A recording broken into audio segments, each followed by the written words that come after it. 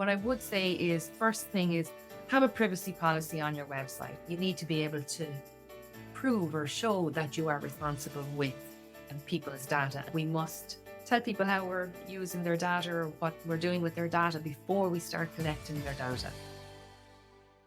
I am streaming the Master Your Business podcast again, but this time I am joined by the compliance specialist, Margaret Julian. Margaret, you are so welcome. Delighted to have you on the show.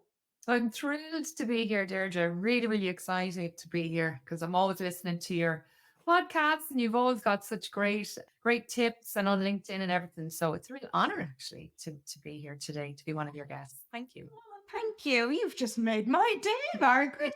So, Margaret, why don't you tell us a little bit about what you do, what's the day job, and educate us a little bit for those who are listening. Tell us. Well, I am exactly what it says on the tin. I am the compliance specialist. And what I do is I support businesses in regulation, one of those being GDPR compliance. I also support financial brokers with central bank compliance. So I suppose where your listeners are going to be interested in is the GDPR side of things. What I do is I carry out GDPR audits on small to medium-sized businesses, because I think at the end of the day, they're the ones that need the outside support. You know, when GDPR was launched initially, that's what we kind of found, that bigger organizations had the resources in place to put what was required from GDPR legislation. And it was the smaller and medium-sized businesses that were struggling a little bit. And it was kind of landing on, maybe, I suppose, the HR person, because there was an awful lot of personal data being processed there from employees and the like.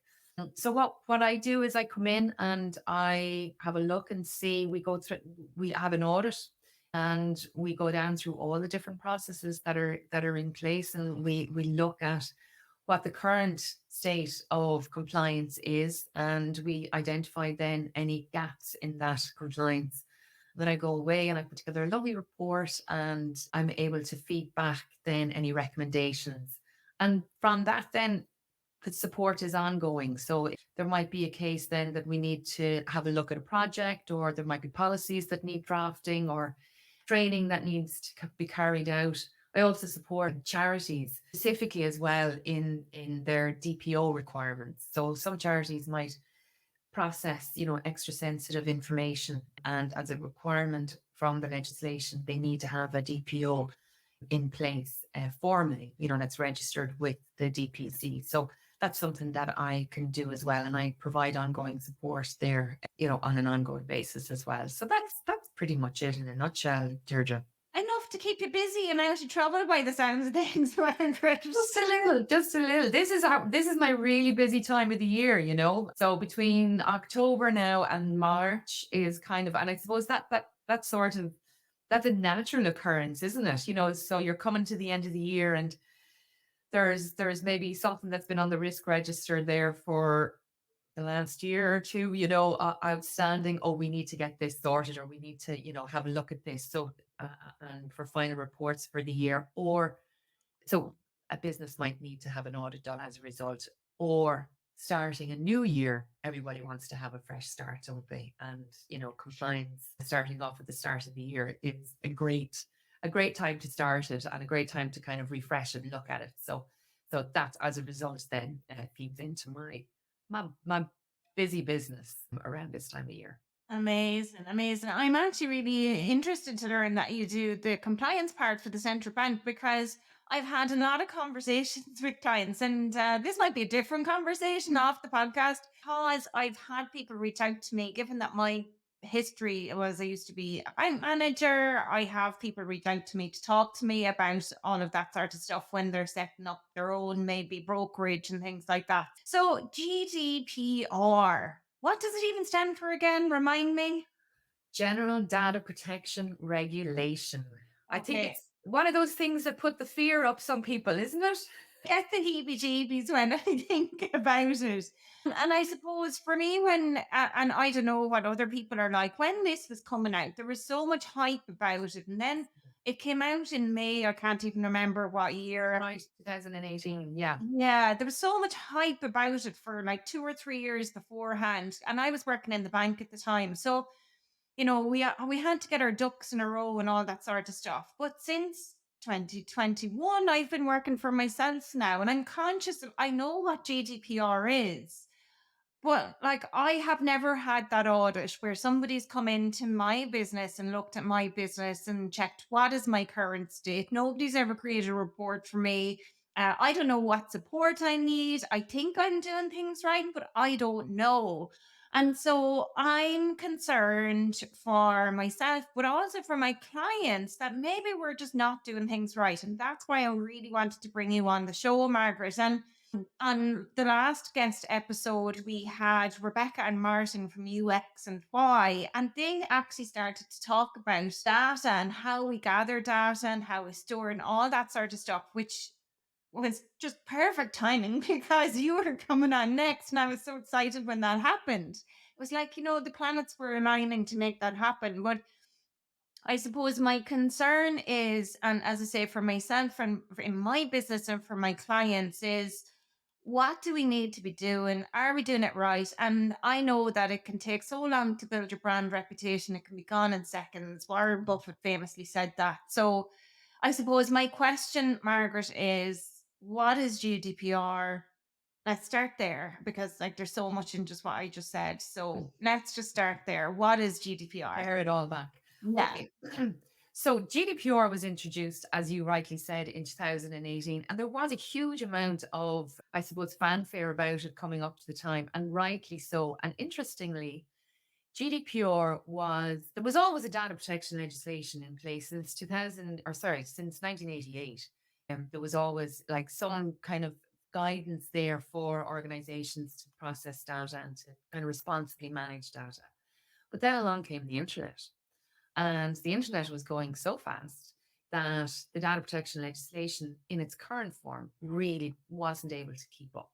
So if you can remember, do you remember when like you might enter a competition for like some sort of a draw in a shopping center, or you're going to an event and you're filling out, you're given a business card in, and you might be entered into a draw as a result. And next thing, the next day or maybe a couple of weeks down the line, you started receiving emails from that organization telling you all about their business and what fabulous products that they had. And you're going, where is this actually coming from now? So what GDPR does, it actually restricts all of that. And it puts onuses on organizations to responsibly manage personal data and to kind of say, hey, you know what? You can't just take somebody's information and start using it, for your own, means to sell your own products, and you can't forward that information, to another third party and without getting consent or without the individual being aware of it. So it really, what it needed to do, the regulation was look at it as a whole and look at all of I suppose, what is happening in the world today, what's out there and how the internet is developing and what the current state of play was, and start putting restrictions in place, that organizations will have obligations on them to respectfully manage data. So there are 6 principles of GDPR. The first one being that when you're managing data or you're processing data, is that you do it in a lawful, fair, and transparent basis. And what that means is that you don't take information from somebody, in a covert manner.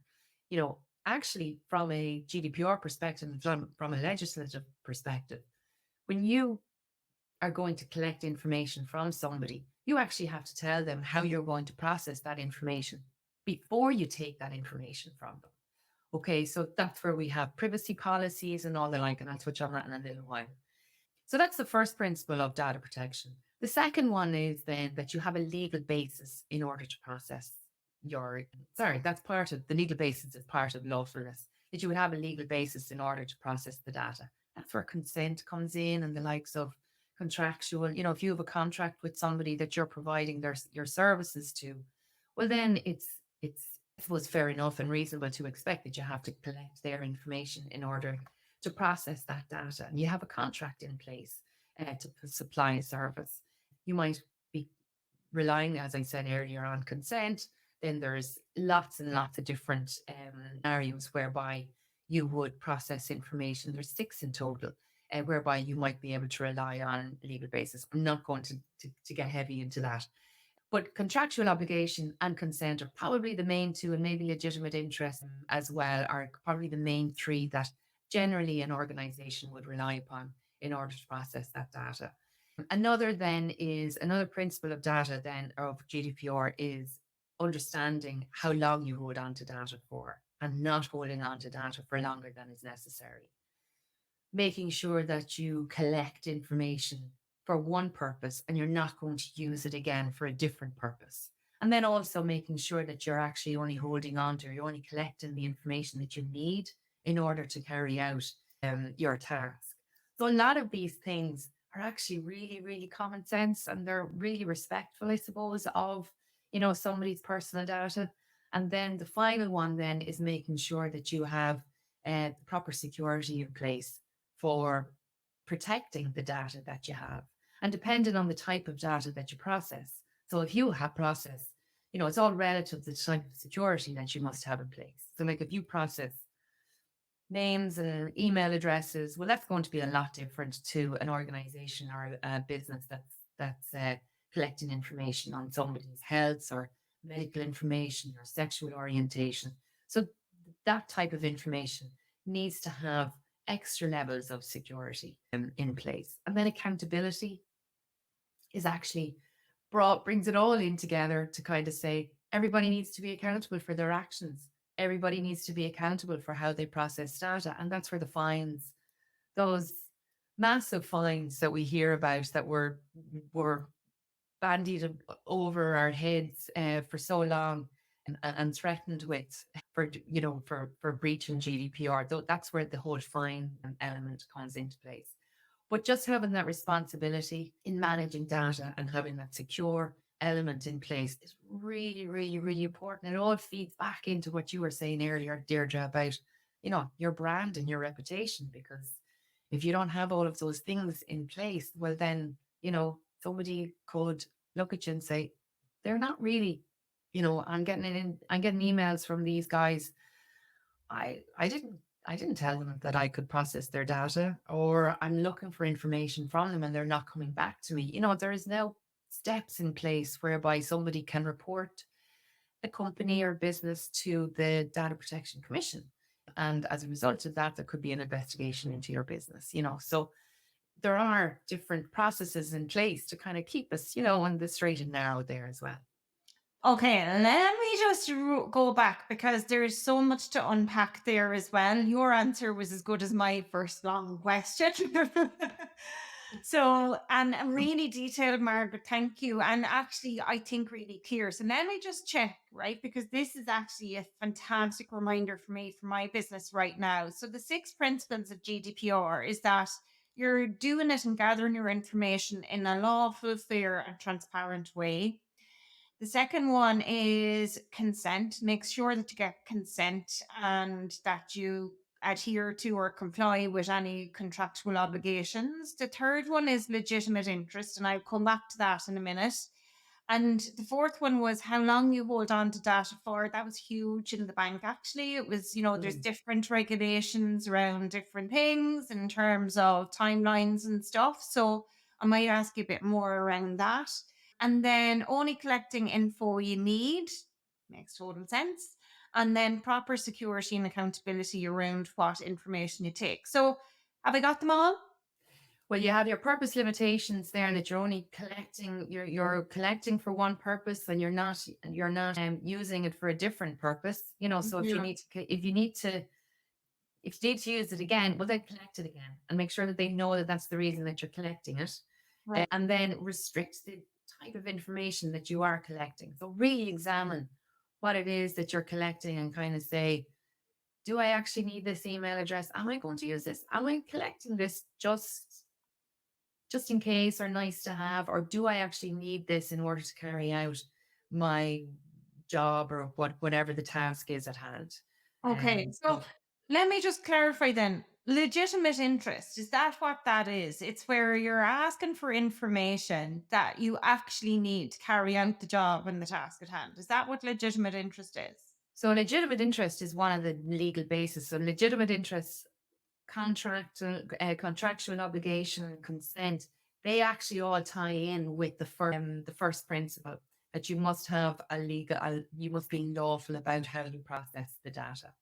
Legitimate interest then is always one that I suppose can catch people. And the best way that I have of describing legitimate interests is that you're processing information. Say, for example, you are processing third party data. And for any of your listeners that might have employees or might, for some reason, might need to collect third party information, say next of kin, for example. Okay, so you have your employees, you need to have a next of kin name, contact details in place in order for those employees, should anything happen, that you know who you're going to contact. Mhm. Your legitimate or your legal basis for collecting that data is based on legitimate interests. And there's a little test that you kind of apply to collecting information based on legitimate interests. It is what I'm doing legal? Okay. Is would the individual be surprised to realize or to understand or to know that I have their information? So coming back to the whole scenario of, well, it's for next of kin contact details. Well, no, actually, if my husband company wants to have my details on file as next of kin, he works with the company. I am his spouse, so it's actually reasonable to expect that my information would be held on their file.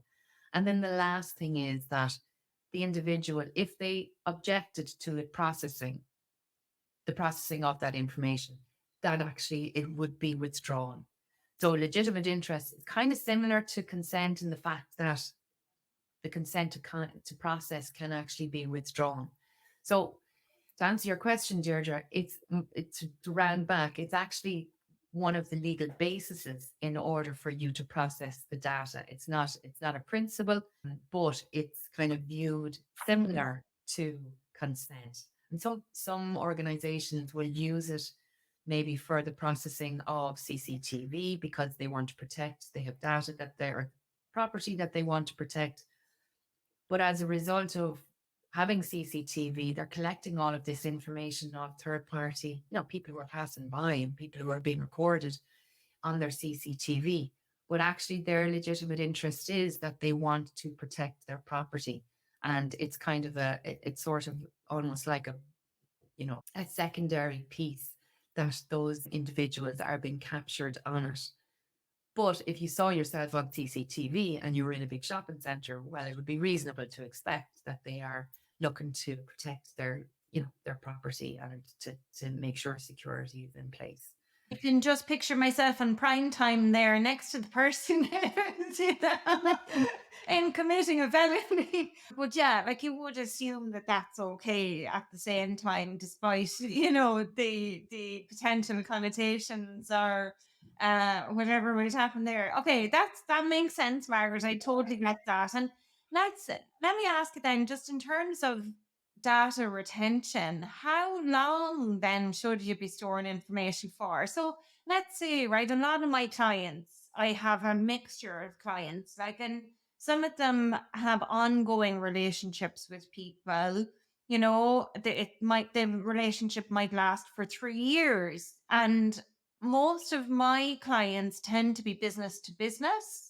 So the information they take is relevant to the business. So how long then should that information be retained for and kept? Yeah, so I suppose it's down to understanding. It's down to understanding, I suppose, maybe there might be legal requirements or legislative requirements in order to hold on to the information for longer than, say, that, as you say, the client relationship has ended and the timeline for retention kicks in. So there's no prescriptive guidance from GDPR in relation to timeline. So really we have to look at them from a purpose of, well, you know, would there be a situation that I could be audited at a later stage? Would there be a situation that the client might come back to me at a later stage? And if so, well, how long do I have? How long is that client allowed to come back to me in order to a question, what happened if they had a query or something had gone wrong? So a lot of the time, you have situations whereby there is actually statutory requirements and there is legislation in place that says that you must hold on for a minimum of. And that's great for GDPR and it's great for businesses because there you have like workplace guidelines on, how long you hold on to, say, for example, payroll, or you requirements for from revenue that you hold on to information for 6 years because revenue can audit you up to 6 years. So there's those type of guidance that are there and they fit in quite nicely then, as guidance for the retention timelines. But then there's ones that don't have the legislative guidance, that there's not statutory guidelines there from different regulatory bodies. One that I would always, I suppose, draw attention to clients would be that the statute of limitations for contract law is 6 years plus one in order to go through court proceedings. So that brings it to a nice round 7 years. So that means that if you have a contract out there with you're after providing a service to an individual, or you have a personnel file or whatever, once it's depending on a contract and once it's relying on a contract, that individual has the 6 years if there is an issue with the contract to bring you to court.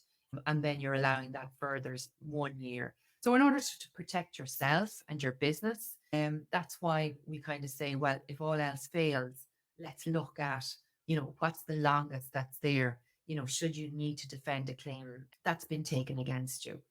And for everything else, then we generally do have statutory guidelines with the different regulatory bodies and different types of legislation that's there.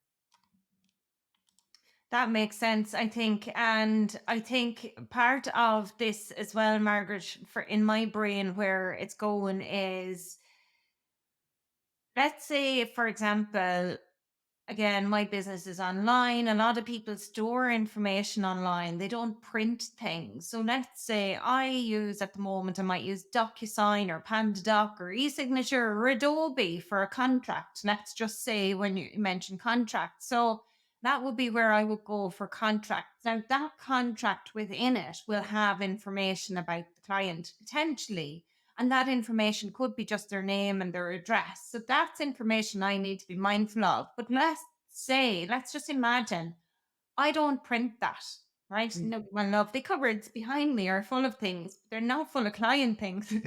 And so let's say then that I have this stored on a software online and maybe in my email.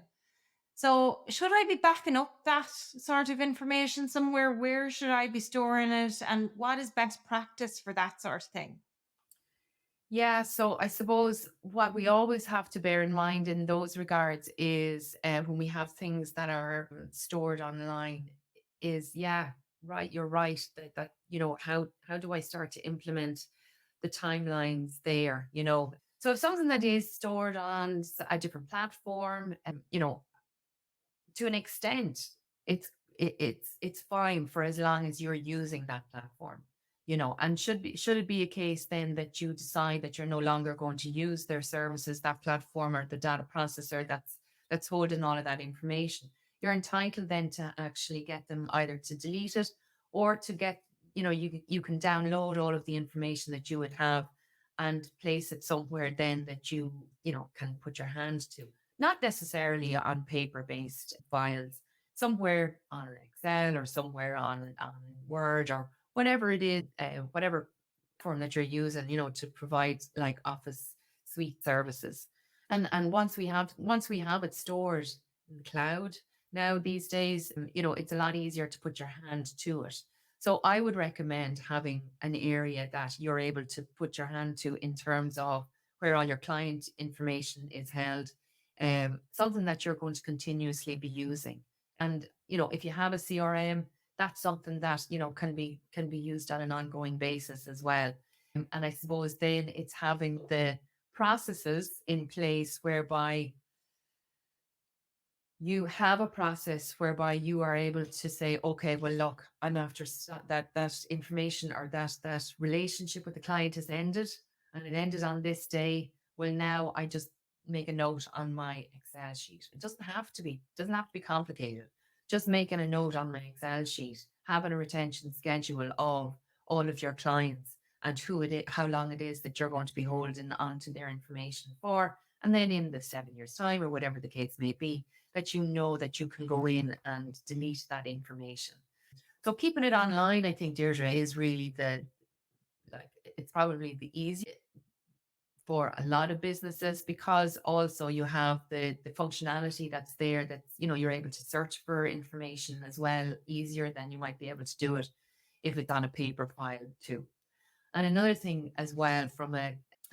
from a, holding on to information as well, is we also have to be aware that, if we're holding on to people's information, they have a right to that information. They have a right to ask you to know what it is that you're holding.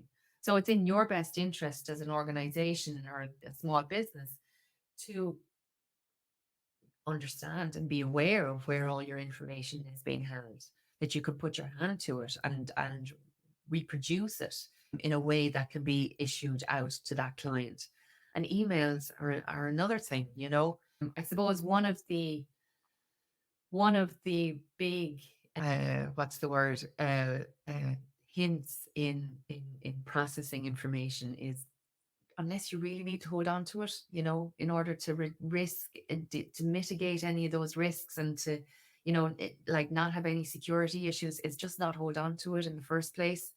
So really, like, the emails are probably one of the main pieces of higgledy-piggledy kind of filing systems that people have in place, and can use it as a library, I suppose, of something to be able to put your hand to in relation to a client. But like, that falls under GDPR as well, and we have to, and retention timelines apply there too.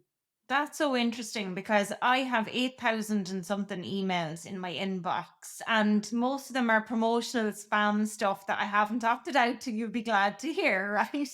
And I actually said to my virtual assistant this week, I'm like, okay, that's a job I'm going to get you to do for me, is to go in there and clear out that inbox and organize the heck out of me because I'm all over the shop right now.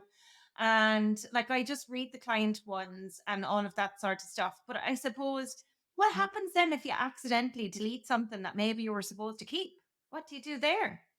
I know. And look, I mean, I suppose that's just life. I mean, that's not a that's a general day-to-day issue, isn't it? It's not just GDPR, and because now these days there is no backup. Mhm. You don't have a backup to once it's deleted. Certainly, I see that message popping up on my system when I delete a file. It's deleted everywhere, and that has to do with GDPR. So that once you are deleting something, that you're reassured that there isn't something lurking somewhere, in another area of the system. But yeah, I mean, it's a case of, if it's deleted, well, going back to the drawing board and seeking you recovered in some way, or get your IT people in place, or back to the client again. Mm. And there's a couple of things you touched on, Margaret, there. You mentioned a couple of things that I want to go back on. So, firstly, is email, signs, and consent. So, if I forget to ask you, there are the three things I want to talk to you about, right? So, the first thing is email. So, part of what I do with clients is I help them to grow an email list, because with social media platforms like LinkedIn, we're here streaming live on LinkedIn, we're also streaming to Facebook and YouTube and all the places. But those platforms own the audience. You don't own them when you're streaming there. And so you have full autonomy when you have an email list. So there's two questions with this. Firstly is consent for opting in. And like, secondly then, and this is kind of ties into the same question, is that my audience is not all in Ireland. 15% of my listeners to this show are based in the United States. 10% are in America, another 10% are in the UK. So that's like nearly 25-30% of my audience is not in Ireland. And so, does GDPR apply there? What do I need to be mindful of in that way? And do the opt in sort of consent rules change? There's a lot in there. So I suppose what is really reassuring to know is that we have got such a high level of data protection and benchmarking in the EU that other countries are modeling themselves on modeling their regulation on our GDPR. So there's nobody really that can touch us in that regard. And even the Californian CCPA wouldn't even be up. They have their own rules, but I suppose they wouldn't be as stringent as our own. And the UK, since they left Brexit, just literally went, we're copying GDPR because we were already in there and we'll add a few extras ourselves. So the template is there and the template is at quite a high level. So that's first piece. Second piece then is in relation to consent from emails and opting in. Yes. So we'll go back to where we were talking about legal basis in order to process your data.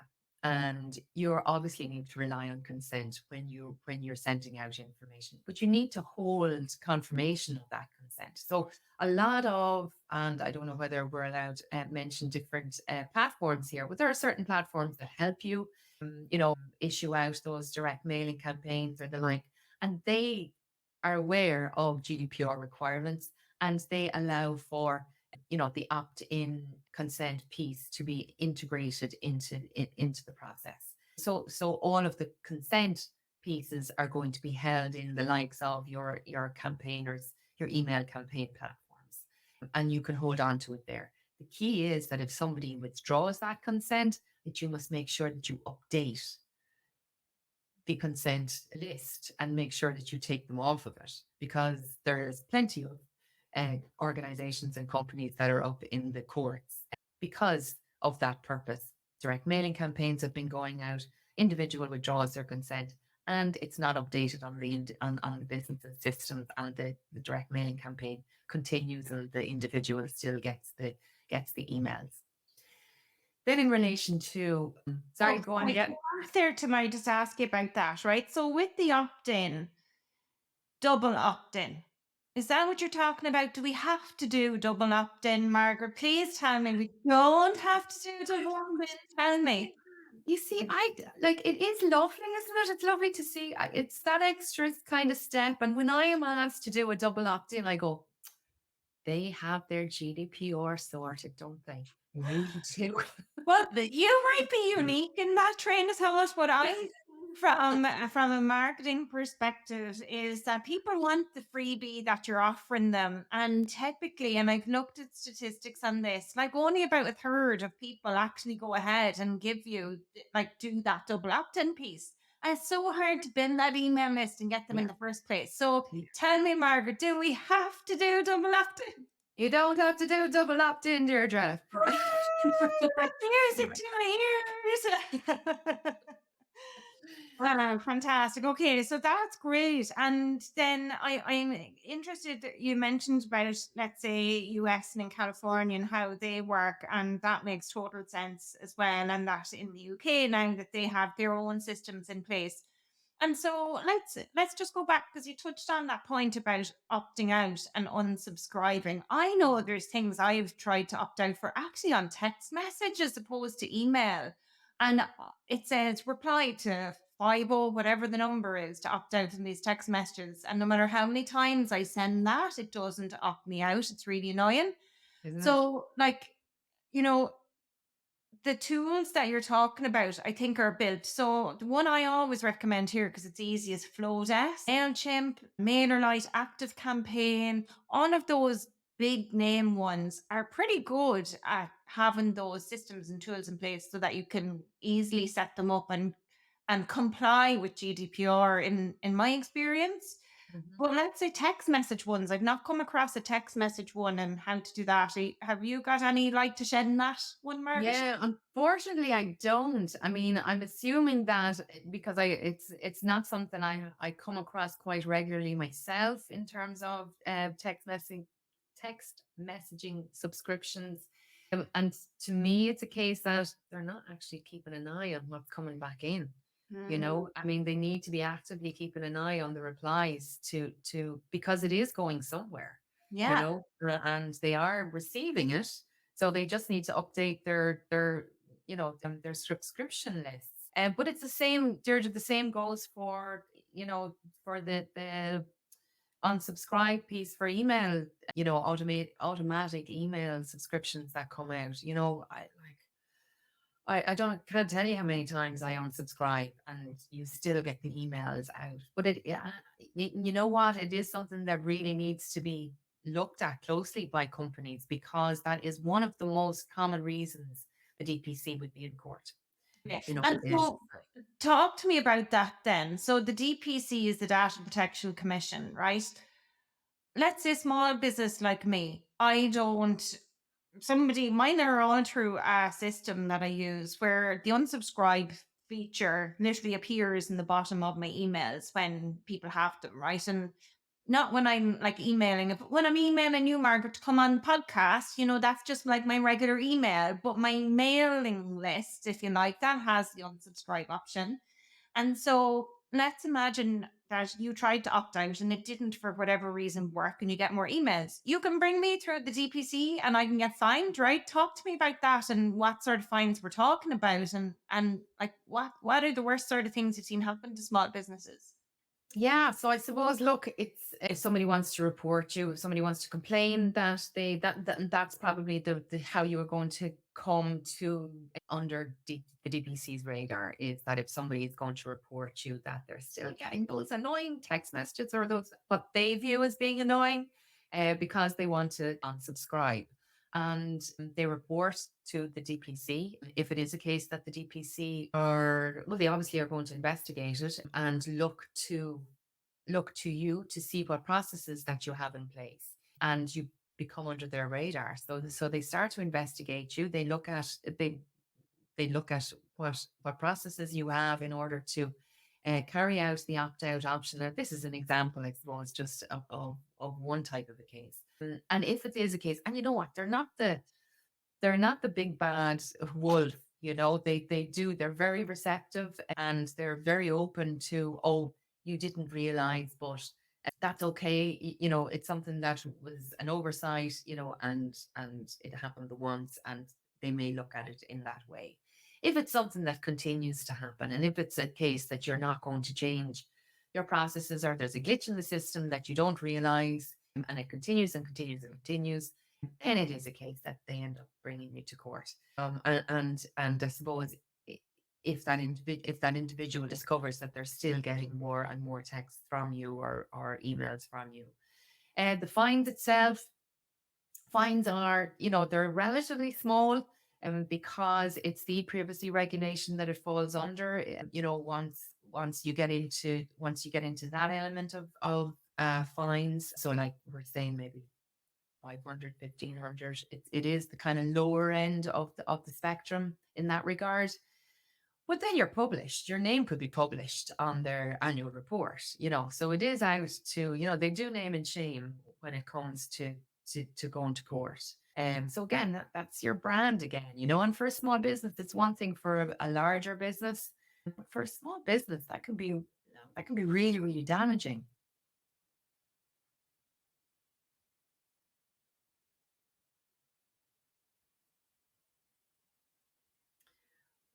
I think I've lost you, Deirdre. I'm chatting away and I'm Oh, on there you mute. are. I put myself on mute because my dogs were barking. But anyway, I was just kind of saying there, I think that's really actually, it's reassuring to know, firstly, that the fines are not astronomical. But secondly, it's not reassuring to know that they name you, because the last thing you want is for your brand to be searched and like GDPR compliance breach to come up, and some detrimental, not like what Michael O'Leary would say with Ryanair, is that every publicity is good publicity. It's certainly not good publicity. Okay, for him to say, yeah, right. Yeah, and I suppose one of the things that's come into my mind there with that as well, Margaret, is, let's say, in terms of that data side, and being fined, and is there any way to, what am I trying to say?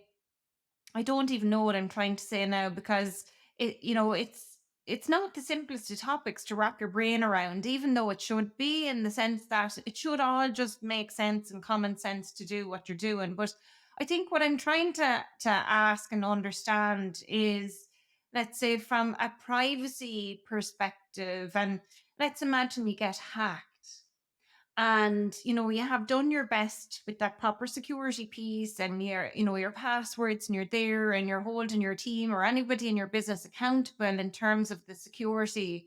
But you get hacked and somebody complains or reports you to the DPC. Like, what does that look like then? Or does that happen where you've taken every measure possible? Like, what happens there?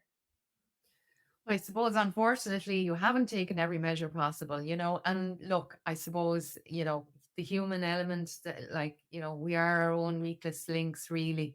So it is a case of somebody clicked on a link, and it led to some ransomware or something been downloaded to your computer. And as a result, then, all hell breaks loose. I suppose, you know what?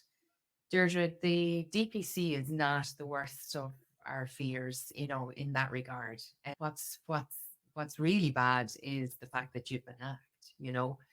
And if it is a case, okay, looking at it from both sides, if it is a case that you have been hacked, you do have to report it to the DPC. You have to report it within 72 hours of it happening, and then looking at the type of information then that has been hacked. So if it's names and addresses and email addresses, that's possibly publicly known anyway. That's less of an impact to the individual whose information is potentially out there. But if it's financial information, or information that could be used against, in terms of identity fraud or something like that, that has more impact on an individual, well, then that's a lot more serious. And the DPC they do step in there. Individuals need to be informed, because there's a high risk to their data and to their rights and freedoms. And the idea of the 72 hours as well, and the idea of that short window to report, is so that action can be taken quite quickly.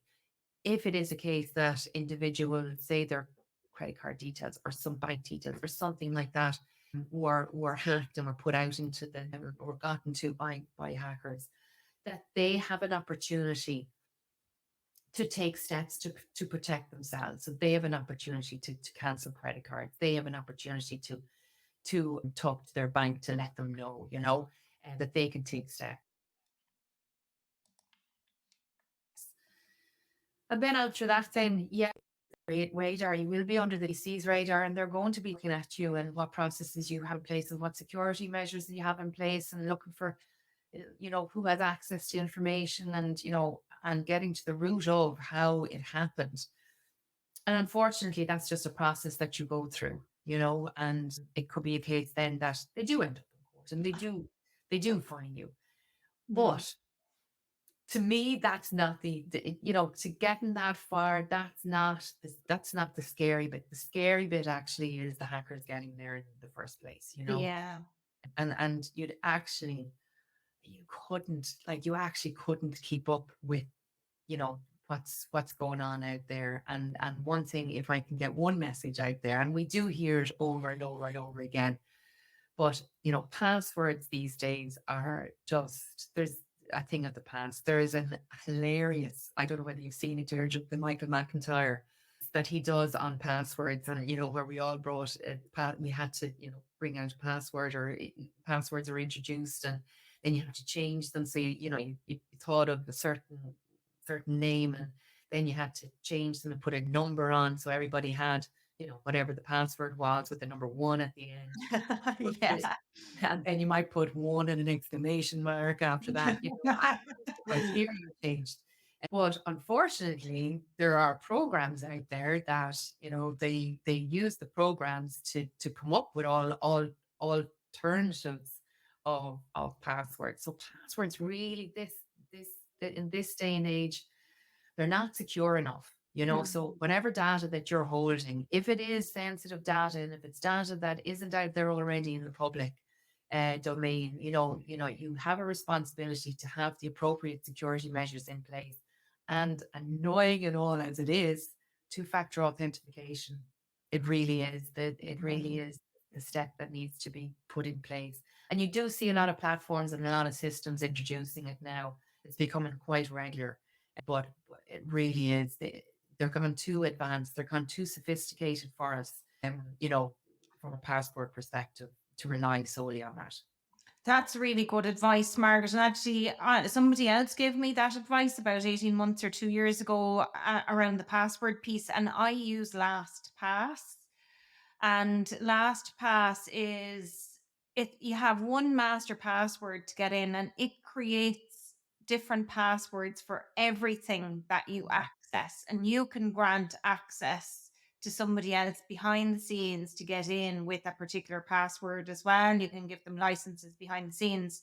And it just means then that you have a different password for absolutely everything. And you don't need to write them all down or Yes. remember them anywhere because you Yes, just have one master password. And honestly, the reason why I set this up was because when the power went at home and we needed to log back into Apple TV, to Netflix, to Disney, that my family were all driving me nuts. The kids were like, Mom, come in here and sign back in. And I'm like, oh my God, they're driving me nuts. So now I have them all set up with like LastPass access and they can get into everything when the power goes. I'm like, okay, it was a time saving tool, but actually in the business, it's been a blessing as well because with the people on my team, then it's like give them access. I know what systems they need access to. They don't need access to everything, they just need access to certain things. And then that keeps things tidy and I can remove it if and when I need to as well, which is really good. So LastPass, folks, for anybody listening, if you've not heard of that, I'd recommend it. Margaret, have you heard of LastPass? Would you endorse it as well? Haven't heard of it, Deirdre. Well, you'd be always up on a lot more on the technology now in helping with people's businesses. But I suppose, yeah, look, again, the password is great, and it is great to have, kind of a one-stop shop in that regard. But depending on the type of password, the personal data that it is actually protecting from, you need to kind of step it up a little bit and have that two-factor authentication to your phone or to the email in order to grant permission to access as well. So I suppose that's we mightn't agree on that one there, Georgia. Well, no, seriously, check out LastPass. It is good. Like the passwords are between 16 and 20 characters long for every single thing.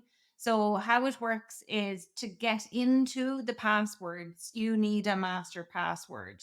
And that has to be 16 or 20 characters. And then within that, you can access all of the passwords for all of the different tools. So it is good and secure, and you can have an extension on your browser then to help you log in so you don't save the things to like. And I remember being at an IT thing where it was IT security many years ago, and the guy who gave the presentation said, don't save your passwords in your phone, like, your Apple passwords on your phone. And it's the same for your browser. Don't save them, any things to your browser. But LastPass prevents you from having to do that. So if you Right. get hacked, they can't access your passwords. Mhm. Or if your laptop or your phone gets stolen, they still can't access your password Yes. because they need that master password to get in. So it is a good tool. And as I say, somebody recommended that to me.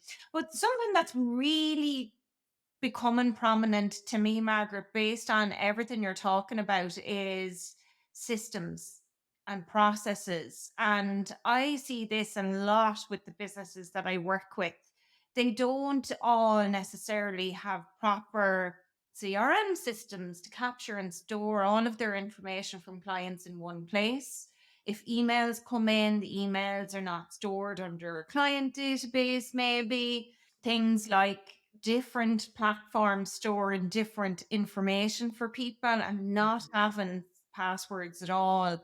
And I think going back to what you said at the very start, And what's really jumping out at me is that every business, if you're serious about growing your business, scaling your business, or selling your business down the line, you need Margaret or somebody like Margaret to come in and do this audit for you and find out where you're exposed, because it can have such a detrimental effect on your brand if you do get caught out or fined or hacked or any of those things. So, Margaret, have you anything to add to that, or final tips, or anything that you want to share? Anything you haven't touched on yet that you're like, I suppose I do actually, and I suppose it's just something that I wanted to touch on because GDPR, there can be so many layers in GDPR, and sometimes for just a smaller business, there are just kind of certain things that you just need to have in place without without overwhelming yourself. What I would say is, first thing is, have a privacy policy on your website, okay? Because ultimately your website is your shop window,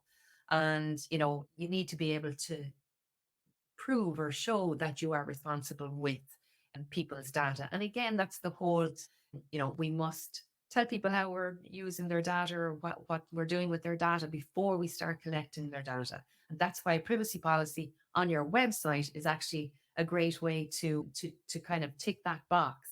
And then have any of your notifications, so any of your forms that you need to get signed by a client or anything like that, you can just have a little one liner on it, just saying, for information on how we process your data, go to our privacy policy on the website. The second let thing, me ask you that. Okay. Because yeah, no, actually, that's a really great point. I'm so glad that you brought that up. So, privacy policy. Can I go on to Google and search privacy policy document that complies with GDPR? Or do I need something a bit more specific than that? yeah. So look, there are certain elements, there are certain statutory requirements that you must have displayed on a privacy policy. And a privacy policy, a lot of the time, a web developer will put a standard privacy policy on a website that just covers the personal data that is being processed through the website. So the web developer is doing their job. They're covering the information that's going on the website, that's coming through the website. But actually, you want it to reflect everything that is going on within your business. So you need to understand what it is, what type of personal data that you're processing, the legal basis is that you're processing it for, how long you're holding on to it, are you transferring it outside of the EEA, do you have the appropriate measures in place? There are certain elements that you have to include there, but they have to be specific for you, and you have to have certain elements, you have to give contact details there. So look, while you can get templates off of Google and wherever, you need to make it personal to your business and for it to reflect what it is, that your business is doing. And that's something that we help out with as well in the compliance specialist. We sit down, we have a chat, we understand, what it is that you're doing within business. We kind of delve into the type of personal data.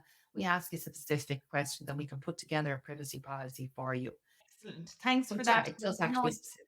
Mm. that makes total sense because, yeah, I can just see myself even. That's what I did a couple of years ago. I went on to Google, looked up privacy policy, and then was like, that's where I got mine from. But I'm ready for the next level. So thank you for that. I will be on to you later, Margaret. Okay, sorry, I didn't mean to interrupt you, but I just wanted clarity on that for anybody else who maybe where I was doing what I would have done before. So okay, keep going, share some more. So the other thing I would say to you, I know we've touched on the whole fines and we touched on the DPC and on all of those things that are kind of hanging over us, but actually, what I find since I started the compliance specialist back in 2019, where I see the drive for compliance being is actually peer to peer compliance. So if you are linking in, or if you're partnering up with another entity, another business, and you're going to, whether they're a data processor and they're going to process data on your behalf, whether it is that you're going to partner up with them to provide a service.